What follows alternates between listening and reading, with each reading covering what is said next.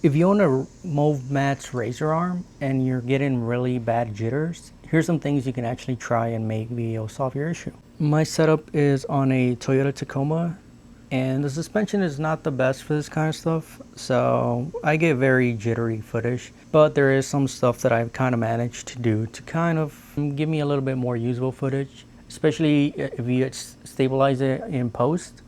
What I use to stabilize it is Gyroflow. It's a free app and you can just download it. It helps a lot more than actually Premiere Pro and DaVinci Resolve. But they make plugins for it, so you can actually just integrate it with those two programs if you wish. First thing that I did to kind of help me with the jitters that I get, I used 200 grams on each side of weights from Small Rig.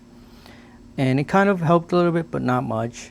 You just kind of got to take into consideration that your gimbal may not support more weight. Also, with these weights, I can't really tilt the camera up without it struggling. So, which I don't really need since I'm doing car videos and I'm just using side to side. It also makes it wobble a little bit more, so you just got to take your time and actually balance it correctly. Some of the silicone pads that are in here are probably made for more weight than what I have, so adding weight actually helps me. Number two, you can replace these rubber pads that are here. I think Movmax sells them.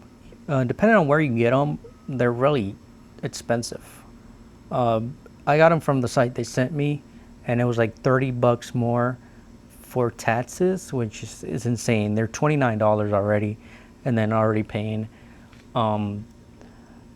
25 bucks more on top. But apparently that will actually help the jitters go away. But I haven't gotten mine, so I haven't had the chance to test them. If I ever get them, I'll make another video about it and see if it actually removes it. But I'll put them in the link in the description, and you should be able to just find them, buy them, and hopefully it removes them. I don't know yet. I will let you know if I ever get them this week. Number three that actually helped me was changing the parameters on my Ronin. For stiffness, I use 12, 12, 12, and for strength is about the same.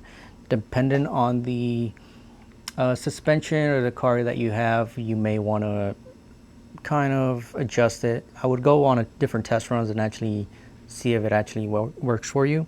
Just take in mind that the stiffness being so low will cause the gimbal to actually rotate more with simple turns or anything like that, bumps and everything. Also, the thing that will actually help you the most will probably be getting a vehicle with soft suspension.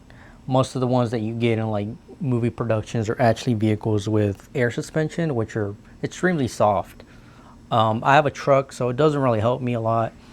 But I will do mostly highway driving, so it kind of levels out a little bit. But what I did with all those steps that I actually took, it kind of helped me a lot. But I'm gonna try and see if those silicone rubber pads they sell can actually solve it or remove a lot more than what I've done to it. But definitely changing the stiffness on the gimbal has helped me a ton, and hopefully it helps you.